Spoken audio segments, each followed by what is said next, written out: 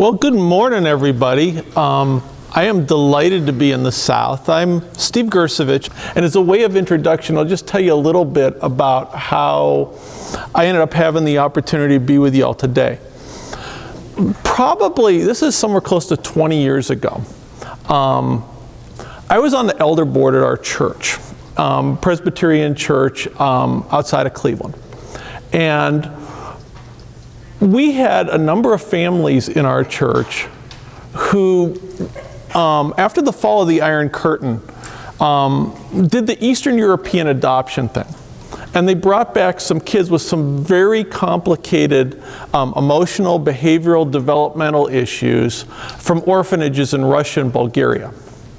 And a number of the families that had been involved had been very actively engaged with the church. I mean, that these were just hardcore, committed people.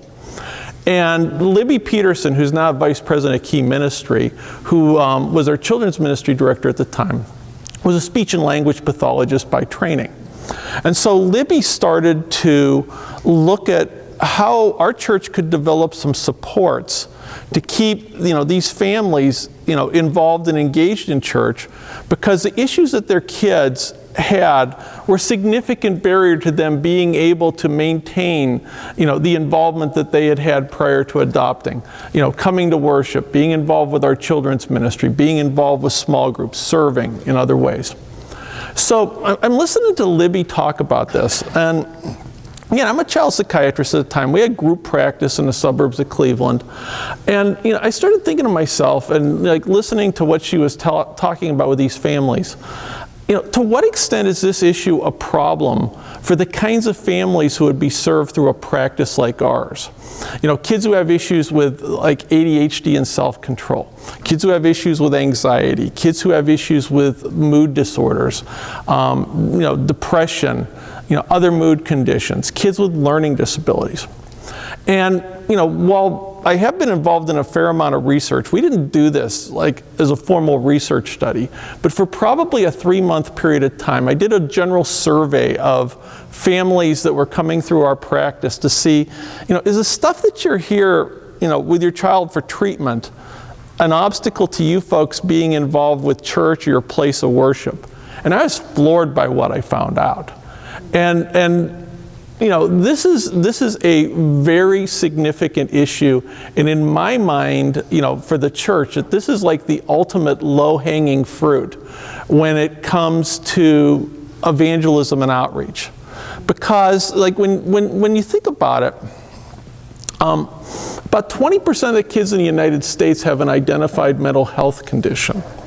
If you look at the overall population disability-wise in the country, in the pediatric population, about 3/4 of the kids with a significant disability have a mental health disability. And, as a result of this, and interestingly enough, as God would have it, about that time, I got very involved in some research that became very popular. That I had one of the 3 original research grants for Adderall, which became the most commonly prescribed drug for kids with ADHD. And ended up, as a result of this, having an opportunity to travel very widely. And so everywhere I would go, as part of my introduction, I would mention a little something about some of the work that our church was doing in this area. And we started getting inundated with requests for help. So about 13 years ago, together with some folks with the church I attend, we launched Key Ministry. And our focus at that time was on helping churches specifically to be able to serve kids with what we call hidden disabilities. Again, significant emotional, behavioral, developmental, neurologic conditions without outwardly apparent physical symptoms. And so, everything that we've done since we set up Key Ministry, we've done for free. And because of this, a lot of times we would start off by getting requests from churches for, that would be in the vein, well, there's this kid. And so this kid was usually somebody who was very challenging and had, again, complicated emotional, behavioral, but oftentimes developmental needs. And kids who would fall into this category of having special needs. Now, over the last 13 years, fortunately, there have been a number of outstanding organizations around the country that have developed to serve the kids who we think of as having traditional special needs. And we'll touch on a little bit about this in a moment. The piece that we feel uniquely called to, and we'll continue to do things to support churches and help them serve, all families who have kids who need to be welcomed to church. But the part that we sense a unique call to is kids who have primary mental health conditions, kids with trauma, kids with developmental disabilities of normal to high intelligence. Because again, that this is probably 3/4 of the disabled population of kids in the United States. And we've been wrestling with some things over the last year or two because we really haven't seen any very good models to help churches be able to do ministry to this population. So that's what I hope to share with you today, and that's what I hope to introduce to you. And okay, good. So my goal this morning, if you've been involved in some way in disability ministry, is to help you to see a different world. And as a child psychiatrist, a lot of what I see my role being is sort of building bridges between churches, and families who are struggling with significant mental health issues. And so what I want to talk about today is I want you guys to have an understanding as to why mental health disabilities are different than the other things that we have typically conceptualized as being challenges for kids and families with special needs. This is going to be a different mindset, and intentionally, as we've been wrestling with this is not a program. So that, there are churches that organize themselves around doing like specific identified standalone ministries. This is probably not going to work that way. Because, with some things that we're going to talk about in terms of the nature of the families that we're serving, they tend not to do really well necessarily with programs. And besides, one of the big things that's an issue is that they don't want to stand out as getting something different ministry-wise from everybody else. The other piece of this is that one of the things I think that's important to get here today is that no church is going to be able to do everything to serve every kid and every family with every condition that we're talking about.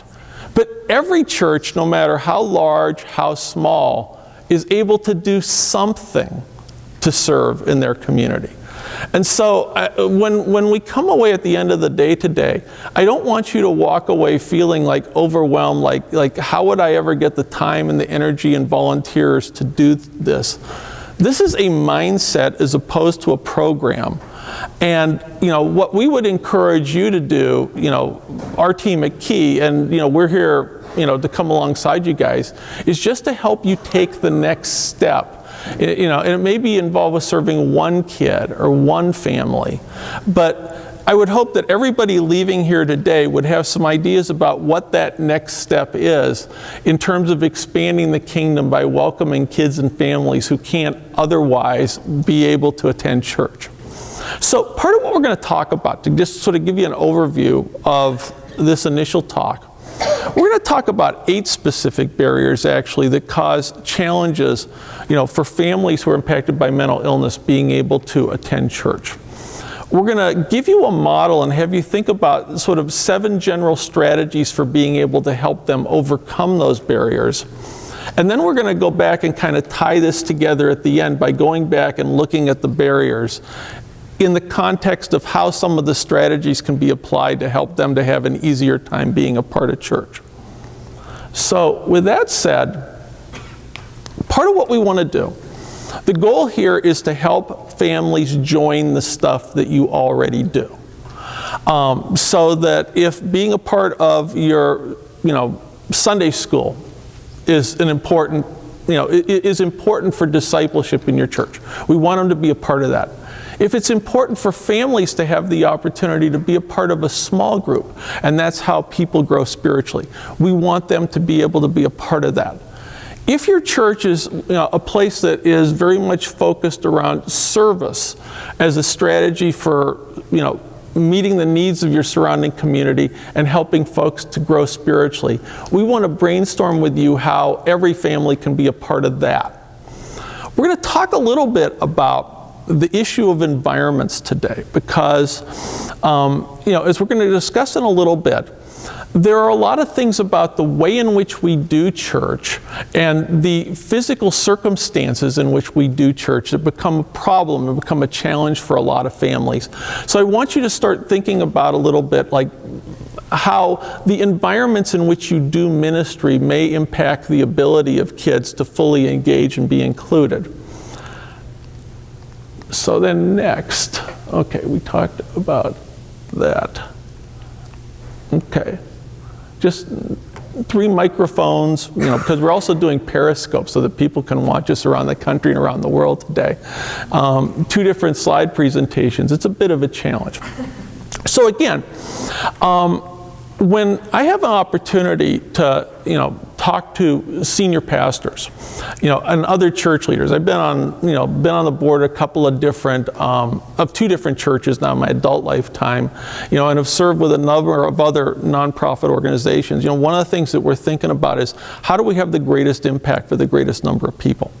And as I shared, that this is the ultimate low-hanging fruit. That there's a study that was in a child psychiatry journal about 3 or 4 years ago that 22% of first graders met criteria for at least one mental health disorder.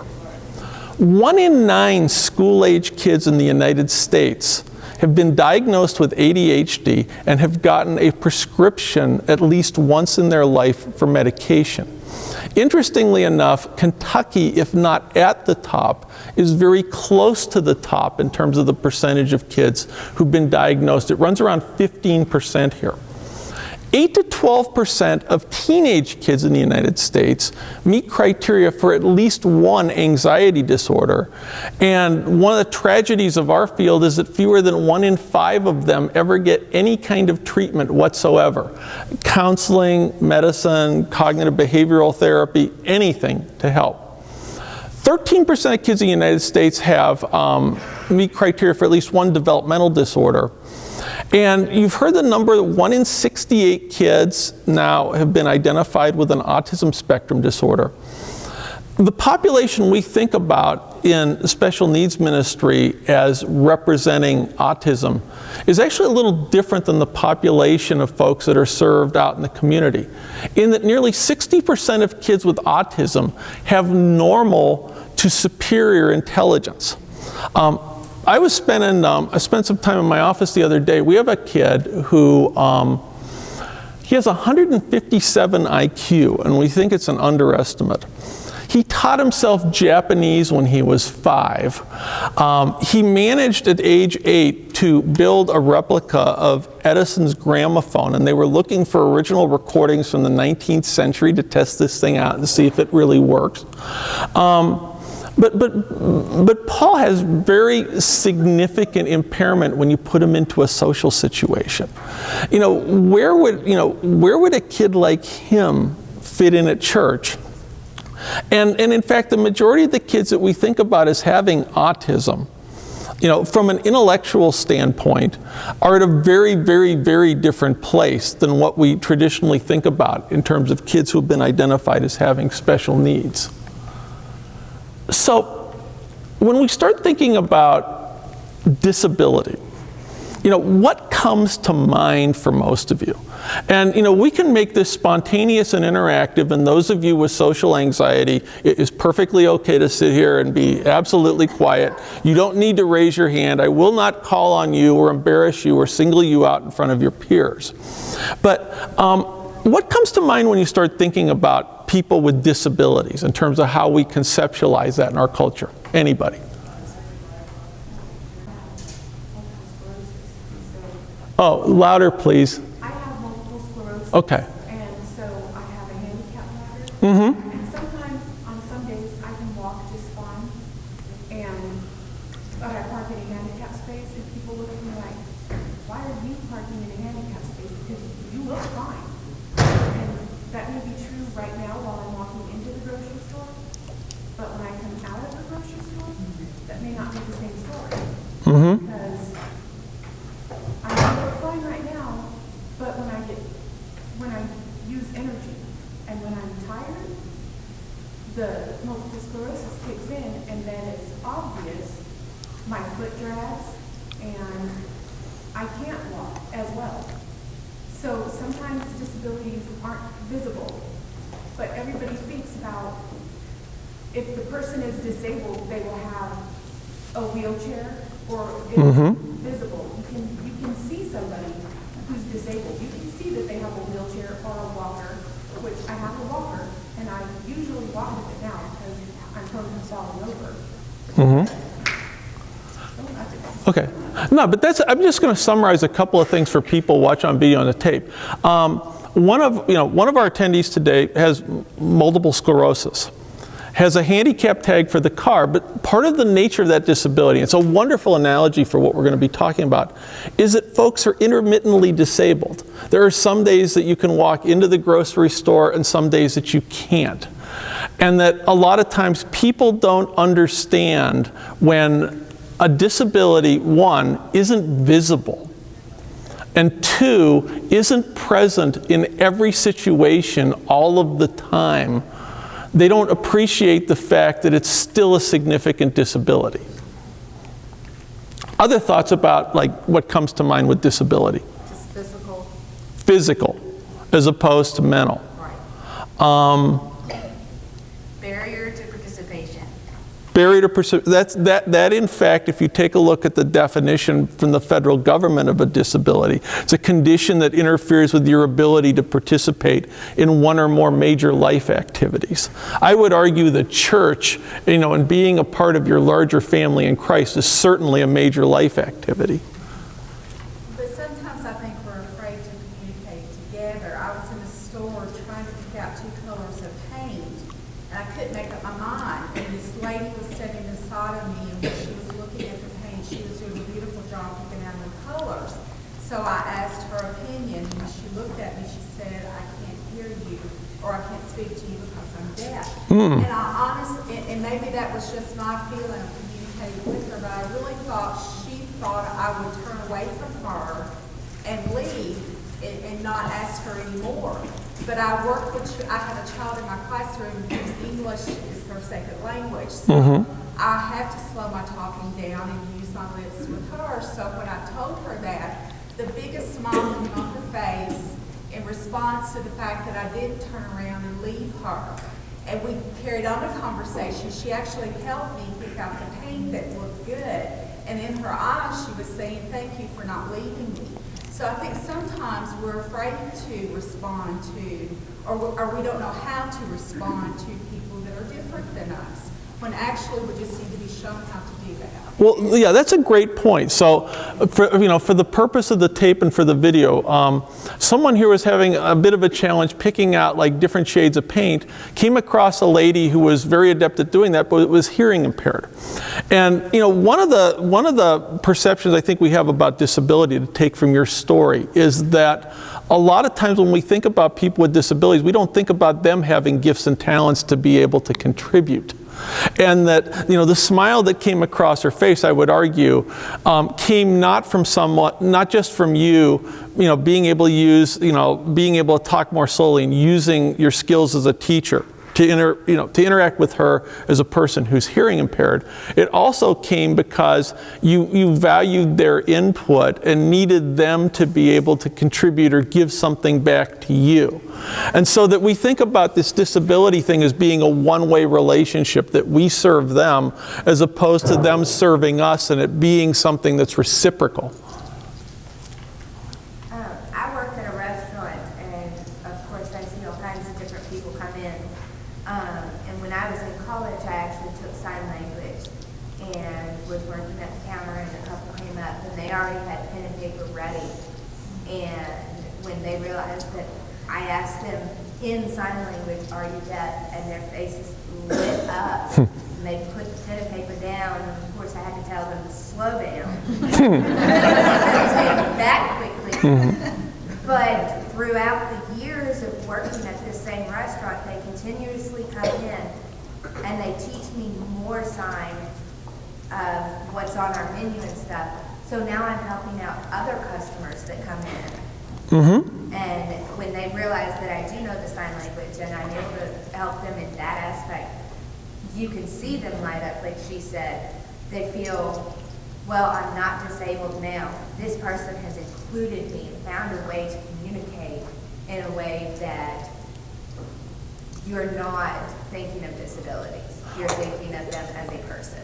That's a great illustration. Again, one of the folks who works in a restaurant encountered, some customers who are hearing impaired, and by being able to communicate with them in sign language, they've formed a relationship where she's learned how to do sign language more effectively over time as they've taught her more and more things coming into the restaurant.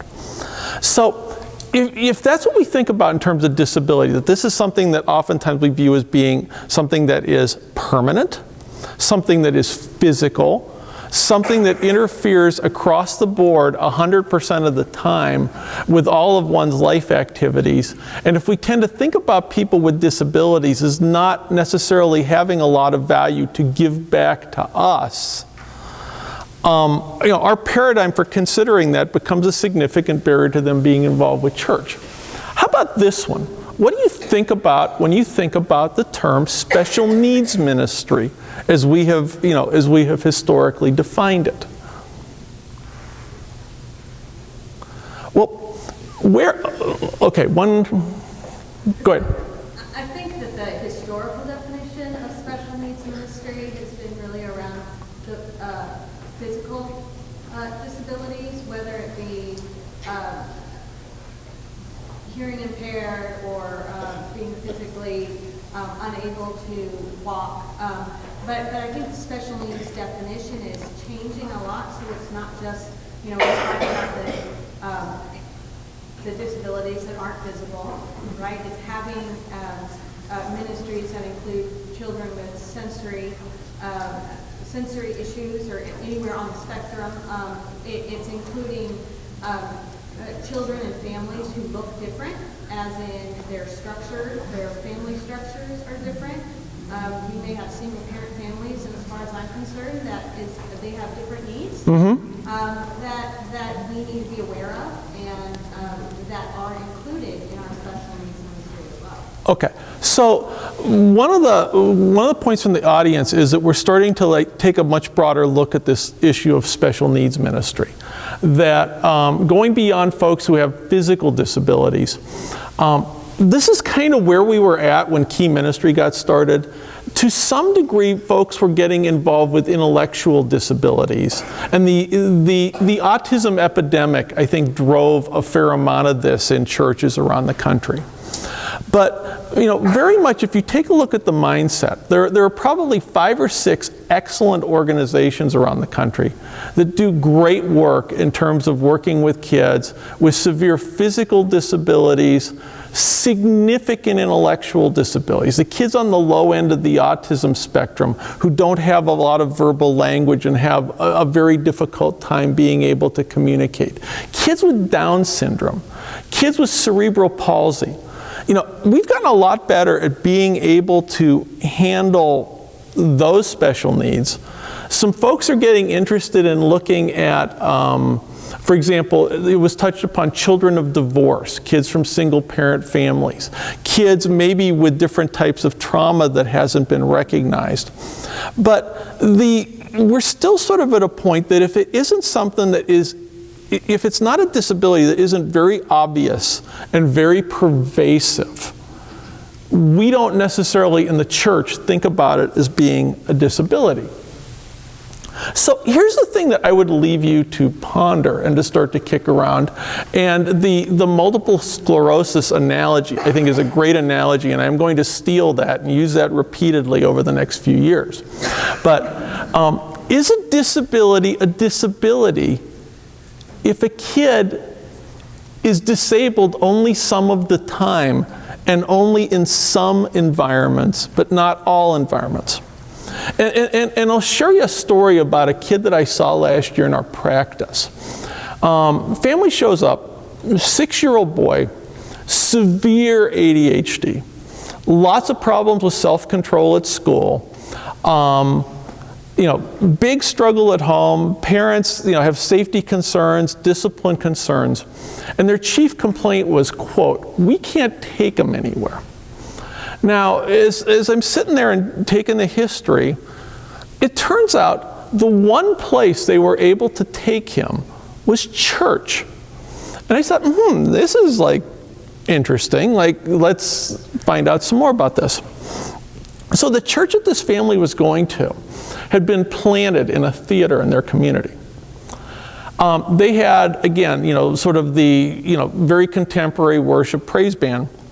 The parents could come to church, and if they sat in the front row, there was about 15 feet between the front row of seats, as there is in this auditorium, and the worship stage, where her kids could get up and dance during the entire praise and worship part of the service. So that for the first 20 minutes, he was able to be himself and to be fully accepted because they were doing this high energy activity, and they had a couple of folks involved with their children's ministry who had a relationship with them, and one-on-one with their, with this particular boy could keep him pretty engaged. Had he gone to any other church, or had that family been attending any other church in their community, they wouldn't have been able to do it, given this kid's level of self-control. And so that, taking him to Walmart's a problem because he will tend to dart away from mom out into traffic and not look at where he's going, coming out of a store, going into a parking lot. It was very much a problem for him at school. But because of the way that the environment was designed for him at church, his ADHD didn't interfere with his ability or his family's ability to be able to be fully engaged in that particular environment. And so Ben Connor's a guy, he is a theology professor, been to Princeton. I think he's up at Calvin College now. And when Ben was living in Virginia, he was leading small groups for teens and young adults with Asperger's. And Ben, kind of throughout this paradigm, he had spoken. We've done the Inclusion Fusion Web Summit 3 times now, the Online Disability Ministry Web Summit. Ben was speaking a few years ago. And Ben's argument is that to a significant degree, it's our culture that causes disability.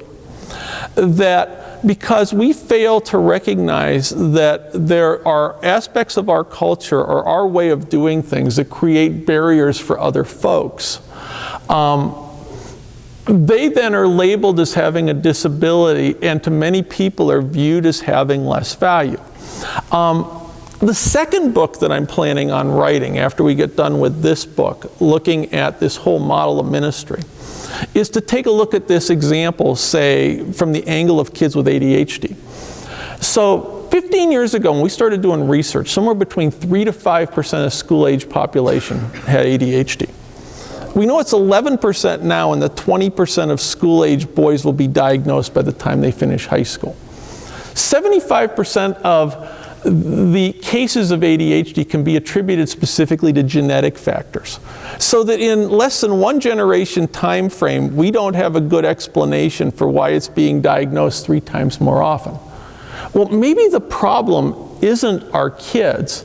Maybe the problem has to do with the educational environments in which we are expecting our kids to function and the external demands that we are placing on their organizational skills. And so, if we take this mindset, part of what we're going to do is that we're going to take a look at how we do church culture, and at this point start to ponder some of the barriers. So again, there are 8, because I broke out one of these into 2, because it's really 2 distinct barriers. And so, the first barrier is social isolation, because if you have families where they have a kid with a significant emotional or behavioral disorder, it becomes very socially isolating. They don't have as many relationships with other people who are going to invite them to church.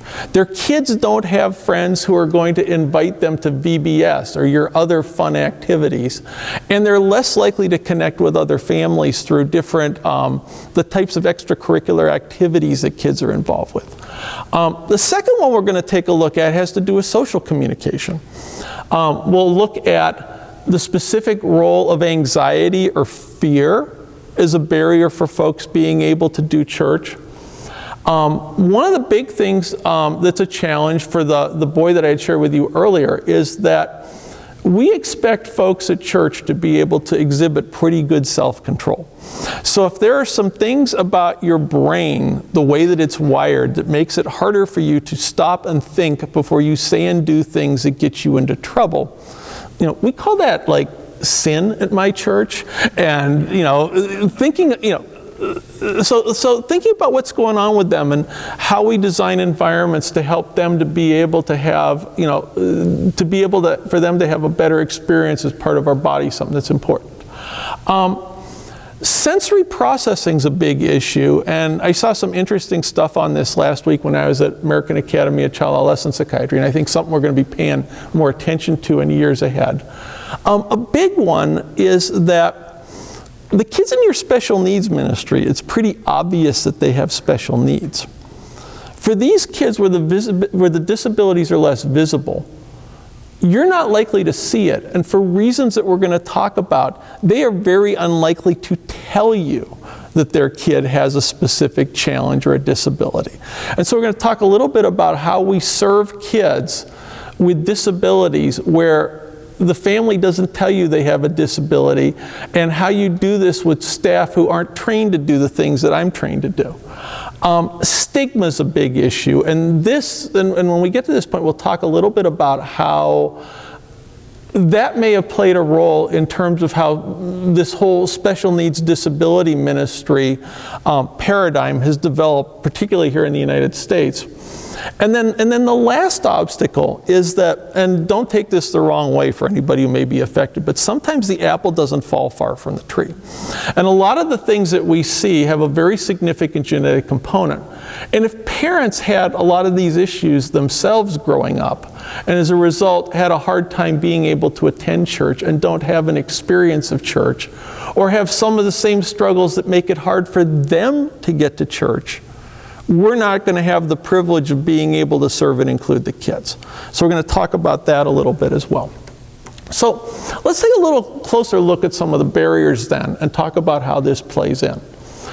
One of the challenges when kids have trouble regulating emotions, behavior, they have trouble with attention, is that this also ends up affecting them socially, and they tend to be somewhat less desirable as friends. So that a lot of times, like kids who are anxious and need to be in control tend to have a lot of friends who are much younger than they are. Kids don't like it when they're playing with other kids who, because they're distracted all of the time or talking all of the time, struggle to demonstrate some reciprocity in terms of that friendship.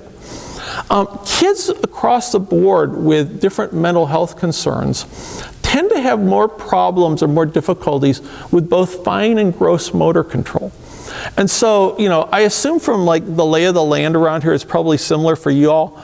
But, one of the things that our children's ministry struggles with on Sunday is everybody who's away at like soccer tournaments and hockey tournaments and all of that lovely stuff. Well, these kids don't get a chance to do a lot of that as often because on the whole, they will tend to struggle more with participating in sort of physical or athletic activities, and especially with our school-age kids, that's what a lot of the family culture tends to revolve around. The other part of this, and this is a place where, one of the things that we found has been really effective as a ministry, as a sort of service outreach activity, is churches offering respite care. Because when families have kids who have these issues, they just can't call the smart 14-year-old down the street to come and babysit. And their child care options become a lot more limited and a lot more expensive. A lot of these folks, because they have doctor's bills, they have prescriptions are getting more and more expensive. They're taking kids to different types of therapy. The parents may not have as much money. They may not have as much availability of being able to maintain social relationships with other couples in the community. And because of that, and because they're not socially networked the way that a lot of our other families do, They don't have the relationships with the people in your church who will come alongside and invite them to church. So that we've been like piloting some creative ways to overcome this. And some of you who are aware of the things that we were doing in terms of offering online church, that was one of our strategies for being able to use something to overcome this relationship barrier, to try and help make connections with families in the community who we don't otherwise have connections with. So the next thing that we would look at would be, what are the expectations for social interaction? And how does this work out and how does it play out if you have a disability, the nature of which that you struggle with social communication? You have a hard time picking up on eye contact, body language, tone of voice, inflection of voice, and think about, again, people struggling with a lot of these issues in an intensely social environment in which, for the most part, we very much encourage people to build relationships with one another. Folks who are innately wired in such a way that that's hard for them to do, church obviously becomes a major challenge. There are things about church that become an even greater challenge. So that for a lot of these kids, when I think about kids and families served by our practice, a lot of times the children's ministry folks will be really effective in terms of including them in in the age appropriate activities, like when they're through 5th grade or 6th grade. Where a lot of these kids start to struggle is when ministry shifts from being in large group environments with teachers to small group environments with group facilitators. So think about the middle schooler or high schooler who's socially awkward and, all of a sudden finds himself, having to self-disclose and interact with 8 to 10 kids, or going to a strange house to have their youth group.